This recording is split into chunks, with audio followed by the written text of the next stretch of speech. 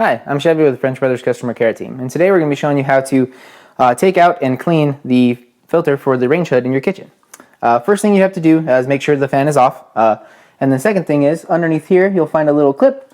Push in on that, pull this straight down, and then you will see these metal clips on the side of each one of these guys. You pull those up, and this will release the small filter on the inside of this. This is replaceable. You can get them at any home improvement store to replace these guys, and this is a reusable stainless steel filter.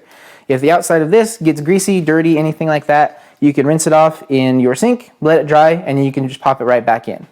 To put this back in, you slide it underneath the one side of the clips there, and then pop these guys right back down. And then to put it back, line up the slots on one side, push the button back, and let it go. And you've replaced and cleaned out the filter for your range hood.